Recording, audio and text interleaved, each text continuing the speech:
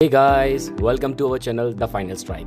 तो Marvel series के 4th episode में आप सभी का स्वागत है। फ्रेंड्स, आज हम बात करने वाले हैं द एवेंजर्स मूवी के बारे में। वैसे तो ये MCU की 6th मूवी है, लेकिन आप इसे एक पहली ऐसी मूवी कह सकते हो जिसमें मार्वल मूवीज के अलग अलग सुपर हीरोज पहली बार एक साथ असेंबल हुए थे।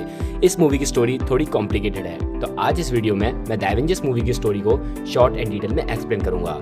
लेकिन इससे पहले मैं आपको रिकमेंड करना चाहूँगा कि अगर आपने हमारी captain America, iron man, Thor की ओरिजिन स्टोरी वीडियो नहीं देखी है तो उन्हें पहले ज़रूर देखें, ताकि आपको इस मूवी की स्टोरी ठीक से समझ आ सके। इन वीडियोस की लिंक इस वीडियो के डिस्क्रिप्शन में मिल जाएगी। तो आइए शुरू करते हैं।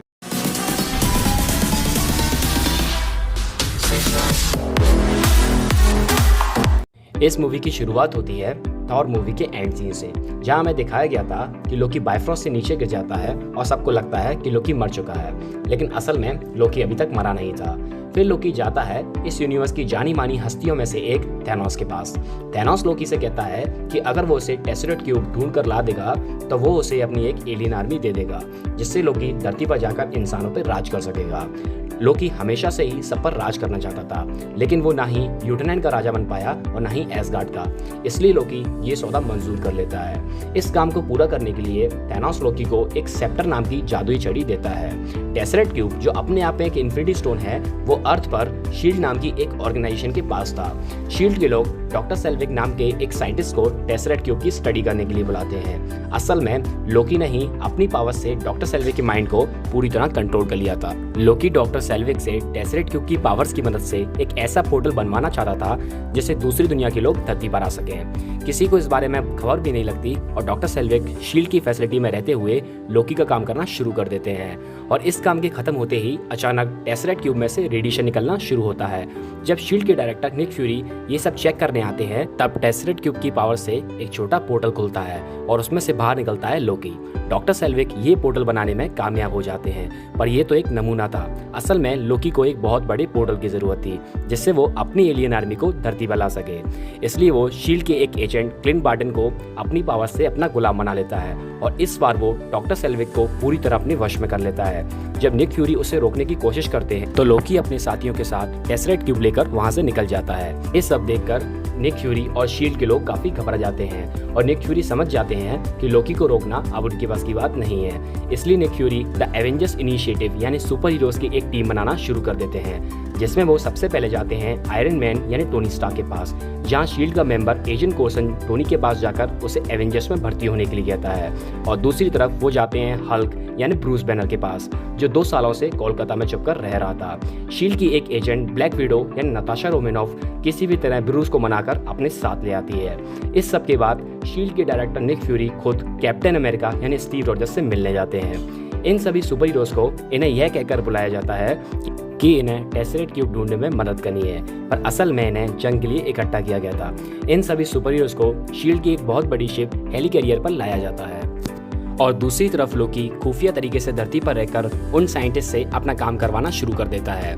डॉक्टर सेल्विक एक ऐसी मशीन तैयार कर रहे थे जो टेसरेट क्यूब की मदद से आसमान में एक बहुत बड़ा पोर्टल खोल सकती हो।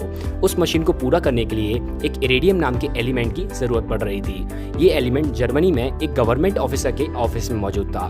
क्लिंट बार्टन, जो पूरी तरह लोकी के काबू में था, वो इस एलिमेंट को लेने के लिए जर्मनी जाता है और किसी को इस बात का शक न हो इसलिए लोकी लोगों के बीच आकर सबको मारना शुरू कर देता है। तभी स्टीव यानी कैप्टन अमेरिका वहां पहुंचते हैं और उसे ऐसा करने से रोकते हैं और इसके बाद आयरन मैन भी वहां पहुंच जाता है।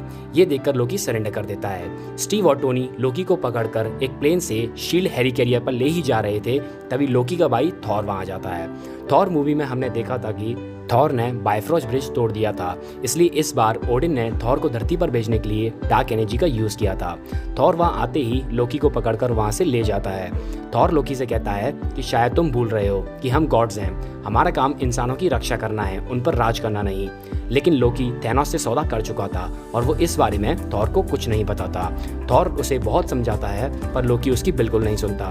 तभी टोनी वहां आकर थॉर पर हमला कर देता है। टोनी को लगता है कि थॉर लोकी का भाई है, इसलिए शायद वो भी उसका साथ देने आया होगा। फिर टोनी और थॉर की जबरदस्त लड़ाई शुरू हो जाती है।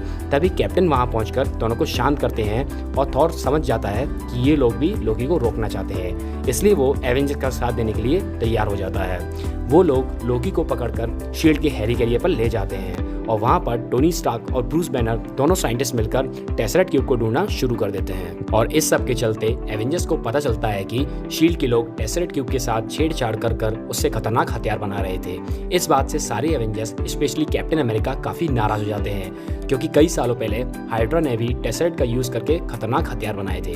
इस बात पर सारे एवेंजर्स आपस में बहस करने लगते हैं और लोकी ये देखकर बहुत खुश हो रहा था। असल में लोकी ने खुद को जानबूझकर पकड़वाया था, क्योंकि वो एवेंजर्स की टीम को तोड़ना चाहता था, ताकि जब उसकी फौज धरती पर आए तो उसे रोकने वाला कोई ना हो।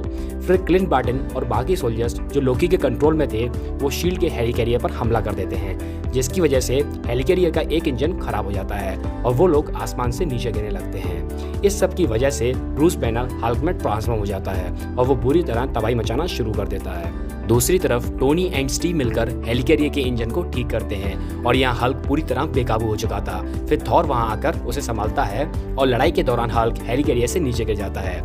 इस सब के चलते लोकी अपनी कैद से बाहर आ जाता है और वो शील्ड के एजेंट कोर्सन को मार देता है और चालाकी से थॉर को उसी पिंजरे में कैद करके हेलिकैरियर से नीचे गिरा देता है। ये सब करने के बाद लोकी वहाँ से भाग जाता है। दूसरी तरफ नताशा रोमानोफ यानी हमारी ब्लैक विडो क्लिंट बार्टन को रोकने की कोशिश करती है और वो उसे बेहोश करके लोकी के काबू से बाहर ले आती है।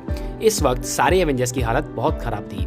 लोकी ने लगभग उनकी टीम को तोड़ ही दिया था, पर एजेंट कोर्सन की कुर्बानी की वजह से सभी हीरोज एक साथ मिलकर लोकी को रोकने जाते हैं। और दूसरी तरफ डॉक्टर सेल्विक ने वो मशीन तैयार कर ली थी, पर उस मशीन को चलाने के लिए बहुत सारी इलेक्ट्रिकल एनर्जी की जरूरत थी और इतनी सारी एनर्जी सिर्फ स्टार्क टावर बिल्डिंग में ही थी, जो बिल्डिंग टोनी स्टार्क की थी, क्योंकि उस बिल्डिंग के सेंटर में आर्क रिएक्टर लगा हुआ था। इसलिए लोकी उस मशीन को स्टार्क टावर पर लगा देता है। जब टोनी उस मशीन को बंद करने की कोशिश करता है, पर वह टेसरेट की पावर्स की वजह से ऐसा नहीं कर पाता। तभी टोनी लोकी के यहाँ जाकर उसे आखिरी वार्निंग देता है कि अभी भी वक्त है, रुक जाओ, क्योंकि अगर हम पृथ्वी को नहीं बचा सके तो उसका बदला तुमसे जरूर लेंगे। इतने में लोकी टोनी पर हमला कर देता है और टोनी अपना नया आर्मर पहन लेता है, पर अब बहुत देर हो चुकी थी। फिर वो मशीन टेसरेट की पावर से आसमान में एक बहुत बड़ा पोर्टल खोल देती है और उस पोर्टल में से बाहर आती है चित्तौरी आर्मी। ये एलियन की आर्मी वहां आकर न्यूयॉर्क के उस पूरे शहर को तबाह करना शुरू कर देती है। तभी captain America, black window, Hawkeye और आयरन मैन उस आर्मी से लड़ना शुरू कर देते हैं, पर वो एलियन की आर्मी लगातार उस पोर्टल से आती ही जा रही थी और ये पूरी आर्मी लोकी के अंडर में काम कर रही थी। तभी थॉर वहां आकर लड़ाई में शामिल हो जाता है और ब्रूस बैनर भी वहां आकर हल्क में ट्रांसफॉर्म हो जाता है और यहीं पहली बार मेन 6 एवेंजर्स एक साथ असेंबल होते हैं। सभी एवेंजर्स मिलकर शहर के लोगों को बचाते हैं और वो चित्तौरी आर्मी का सफाया करना शुरू कर देते हैं। वो लोग लगभग पूरी जंग को संभाल ही लेते हैं, पर वो आर्मी लगातार बढ़ती ही जा रही थी। इसलिए वर्ल्ड सिक्योरिटी काउंसिल उस शहर पर एक न्यूक्लियर मिसाइल छोड़ देती है ताकि वो उस आर्मी को बढ़ने से रोक सके। पर उस मिसाइल से पूरा शहर बर्बाद हो सकता था और शहर के लोग भी मारे जा सकते थे। इसलिए तभी आयरन मैन उस मिसाइल को संभालकर उस पोर्टल में ले जाता है जिसमें से वो आर्मी आ रही थी और उस मिसाइल के उस पोर्टल के अंदर ब्लास्ट होने से पूरी चित्तौरी आर्मी वहीं खत्म हो जाती है। और दूसरी तरफ डॉक्टर सेल्विक, जो अब लोकी के काबू से बाहर आ चुके थे, वो नताशा को बताते हैं कि लोकी की छड़ी से उस पोर्टल को बंद किया जा सकता है। फिर नताशा उस पोर्टल को बंद करने लगती है, पर आयरन मैन अभी भी उस पोर्टल के अंदर था और उसके सूट ने भी काम करना बंद कर दिया था। वो किसी भी तरह उस पोर्टल से बाहर तो आ जाता है, पर वो आसमान से नीचे गिरने लगता है। तभी हल्क आकर उसे बचाता है और सभी एवेंजर्स मिलकर लोकी को गिरफ्तार कर लेते हैं। गवर्नमेंट लोकी की मांग कर रही थी, पर थॉर लोकी को अपने साथ एसगार्ड लेकर रवाना होने लगता है और वो टेसरेट क्यूब भी अपने साथ एसगार्ड ले जाता है ताकि वो गलत हाथों में ना पड़े। ये सब खत्म होने के बाद हीरोज अपनी अपनी जिंदगी में वापस लौट जाते हैं। अब पूरी दुनिया एवेंजर्स की दीवानी हो चुकी थी और निक फ्यूरी अपनी टीम से बहुत खुश थे।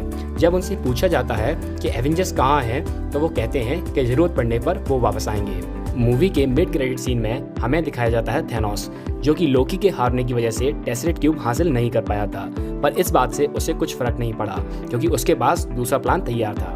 तो इसी के साथ द एवेंजर्स मूवी की डिटेल स्टोरी यहीं खत्म होती है। अगर आपको ये वीडियो पसंद आया हो तो प्लीज़ इसे लाइक करें और अगर आप भी मार्वल और DC यूनिवर्स के फैन हैं तो हमसे जुड़ने के लिए चैनल को सब्सक्राइब कर लीजिए। मिलते हैं नेक्स्ट वीडियो में।